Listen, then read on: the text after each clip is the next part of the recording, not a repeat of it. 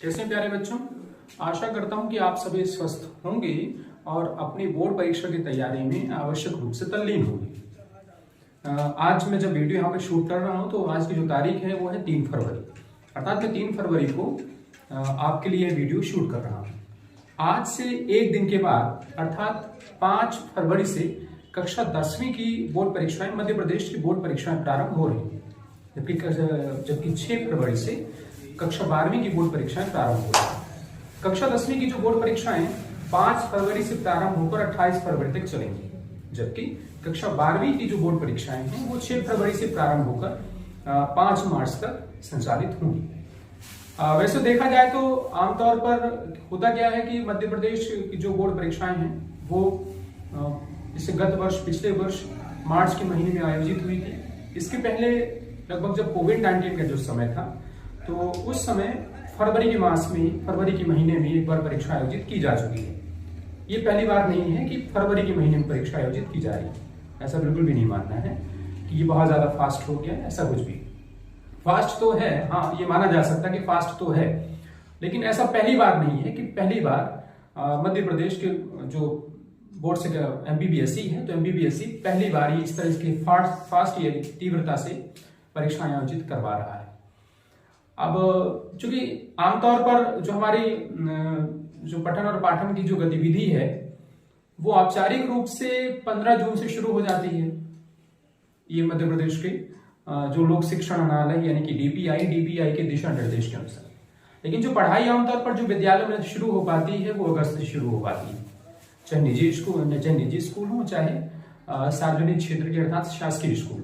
तो वहां पर भी जो पठन पाठन की जो गतिविधि है वो अगस्त माह से प्रारंभ होती है और औसतन दिसंबर तक, ऐसा माना दिसंबर तक या जनवरी तक, ऐसा आधी जनवरी तक समाप्त हो जाती है, ऐसा मानती है। गत वर्ष पिछले साल 2023 में चूंकि मध्य प्रदेश में विधानसभा चुनाव भी आयोजित हुए थे, तो विधानसभा चुनाव आयोजित होने की वजह से आप लोगों की पढ़ाई में काफी ज्यादा व्यवधान भी उत्पन्न हुआ है। और अब भी समझते हैं कि जब व्यवधान उत्पन्न हुआ, व्यवधान के बाद भी आपको समय मिलना चाहिए था। आप में से कई सारे लोगों का मत भी है और कई सारे लोग हमसे व्यक्त भी कर चुके हैं कि आपके पास अब काफी कम समय मिल पा रहा है आपकी पढ़ाई के लिए, आपके अध्ययन के लिए। लेकिन हमारे पास परिस्थितियां उत्पन्न यही है कि अब हमारे पास कोई विकल्प नहीं।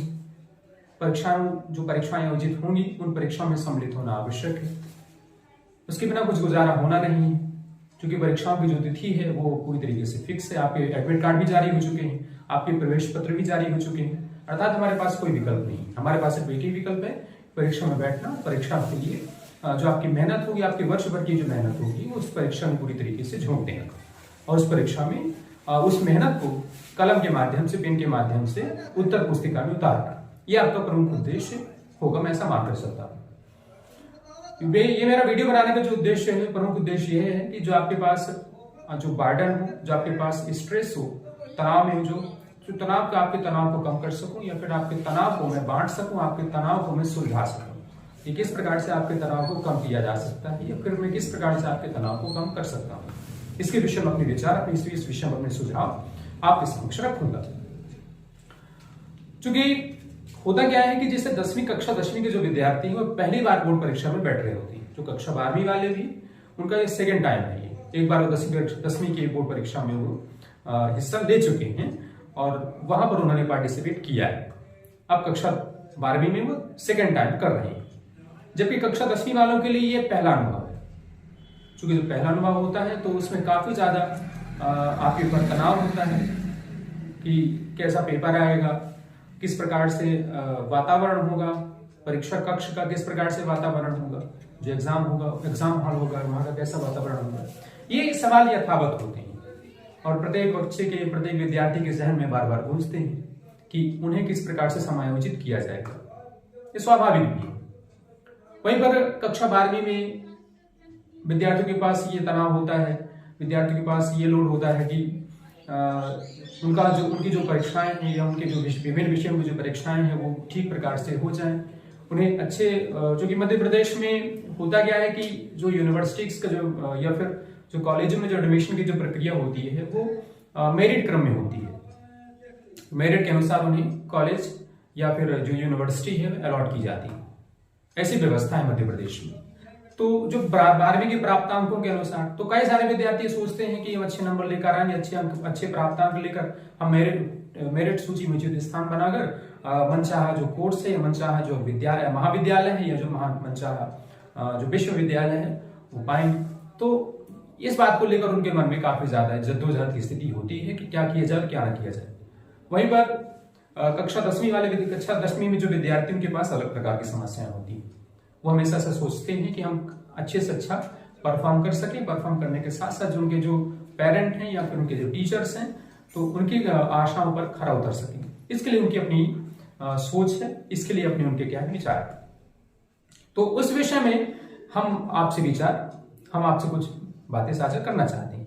पहली बात तो ये है कि जो आपके पास पढ़ने का जो समय था, आपके पास जो अध्ययन का जो समय था वो पूरी तरह से बीत चुका है। जो आपकी जो पिछला जीवन था, जो पिछले महीने थे या फिर पिछले जो दिन थे, उन दिनों में आपने जो भी तैयारी की होगी बस उसको एक तरीके से रिवीजन करने का, रिवाइज करने का जो समय है वो है। अब आपके पास बहुत ज्यादा समय भी नहीं बचा है कि आपके पास बहुत ज्यादा समय बचा हो तो समय का आप सदुपयोग कर पाएंगे। आपके पास गिनती के 1 या 2 दिन बचे हुए हैं। आप तनावपूर्ण स्थिति में होंगे, ये सुनिश्चित है कि जो सजग विद्यार्थी होता है वो तनावग्रस्त होगा। जो निष्क्रिय विद्यार्थी होगा उसे तो इस बात से भी इत्तेफाक नहीं है कि परीक्षाएं आयोजित हो रही हैं या फिर नहीं हो रही, या परीक्षाओं का क्या महत्व उसके जीवन में। ठीक है, ये परीक्षाएं क्या होता है कि परीक्षाओं से क्या होता है कि हम एक स्टेज से अगले स्टेज में पहुंचते हैं। जब तक हमारे जीवन में परीक्षाएं नहीं होती हैं तो हम किसी अगले दर्जे तक नहीं पहुंच पाते। तो परीक्षाएं जरूरी हैं। परीक्षाओं के होने से हमारा जो जीवन है वो अगले दर्जे को टच कर पाता है, छू पाता है। इस समय आपके जीवन में क्या क्या जरूरी, क्या नहीं जरूरी है, इस समय आपको ध्यान देना है कि आप बीमार ना पड़े। कई बार तनाव की स्थिति में क्या करते हैं कि हम नींद कम लेते हैं, या फिर हमारा जो भोजन करने का या फिर जो भी क्रियाएं करने का जो समय होता है वो अनियमित हो जाता है। नियमित तौर पर हमको 7 से 8 घंटे की नींद लेनी है, ये आपको ध्यान में रखना है। क्यों? क्योंकि जब पर्याप्त नींद होगी तभी आपकी याददाश्त यानी मेमोरी जो होगी वो स्ट्रांग होगी। कम नींद होने की स्थिति में दिमाग में भ्रम की स्थिति पैदा होती है। अगर कम नींद होगी तो आपका दिमाग भ्रम की स्थिति में रहेगा। आपने जो भी पढ़ा हुआ है, आपने जो भी याद किया हुआ है वो एक तरीके से मिटता सा जाएगा। तो उस स्थिति से आपको निपटना है, और उस स्थिति से निपटने के लिए आपके पास एक ही स्थिति है कि आप पर्याप्त नींद लें। जो भोजन हो आपका वो कैसा रहे? संतुलित आहार टाइप का रहे। संतुलित आहार अर्थात उसमें कार्बोहाइड्रेट भी रहे, उसमें प्रोटीन भी रहे, वसा भी रहे, खनिज लवण भी रहे। पानी आपको पर्याप्त मात्रा में पीना है। ठीक, और इसके अलावा जो आपने पहले जो पढ़ा हुआ है बस उसी को रिवाइज करना है। नई चीजों की तरफ आपको बिल्कुल भी नहीं देखना है। नई चीजों की तरफ आप देखेंगे तो जो आपके पास पुरानी चीजें थी, जो आपने पुरानी जो टॉपिक्स क्लियर किए थे या पुराने टॉपिक्स आपके जो थे, तो वो हो सकता है कि उनमें कुछ डाउट की स्थिति आ जाए। और जो आपके पास जो प्रीशियस जो टाइम बचा हुआ है वो जो टाइम है वो नए कंटेंट की तरफ आप जब जाते हैं तो नए कंटेंट में आप अपना जो टाइम है वो स्पेंड कर देते हैं। तो इन चीजों की तरफ से भी आपको थोड़ा सा जागरूक रहना है और ज्यादा से ज्यादा आपको प्रयास करना है कि आप बीमार ना पड़े, बीमार होने जैसी स्थिति ना रहे। आप जैसे आज शनिवार है, आज का दिन शनिवार है, सोमवार से कक्षा 10वीं और मंगलवार से कक्षा 12वीं की परीक्षाएं प्रारंभ है। और इन परीक्षाओं के बाद कक्षा 9वीं और कक्षा 11वीं की परीक्षाएं भी लगभग उसी क्रम में है।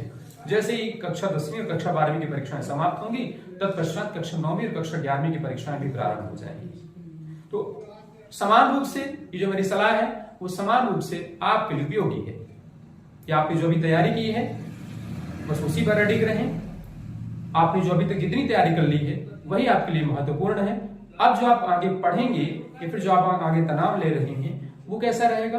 जो आप पढ़ेंगे तो पढ़ने वाला जो आपका टॉपिक रहे वो रिवीजन टाइप का रहे, न कि न्यू रहे। वहीं पर तनाव बिल्कुल नहीं लेना है। तनाव लेने की स्थिति में आपसे जो बनता रहेगा वो भी आप भूल जाएंगे। जो आपको उत्तर लिखने का जो क्रम होगा या फिर उत्तर लिखने का जो तरीका होगा वो कैसा हो जाएगा? नियमित हो जाएगा। आपको जो लिखना होगा वो ना लिखकर कुछ और लिखना स्टार्ट कर देंगे, या फिर आपके जो स्मृति पटल पर या जो मेमोरी सेंटर पर जो चीजें स्टोर्ड हैं उनमें फिर क्या है समस्या होनी शुरू हो जाती है। तो आशा करता हूं कि आप सभी विद्यार्थी मेरी सलाह को मानेंगे, मेरी सलाह के आधार पर अपने अध्ययन को आप जारी रखेंगे और आपकी परीक्षाओं के लिए मैं आप सभी को शुभकामनाएं देता हूं। आप अच्छे अंक अर्जित कीजिए, आप अपनी योग्यता अनुसार अच्छे अंक अर्जित कीजिए और अपने भविष्य के लिए एक नई नींव तैयार कीजिए, अपने भविष्य के लिए परीक्षा दीजिए, क्योंकि परीक्षाएं तो जीवन का आधार है। परीक्षाएं क्या करती हैं, हमारे जीवन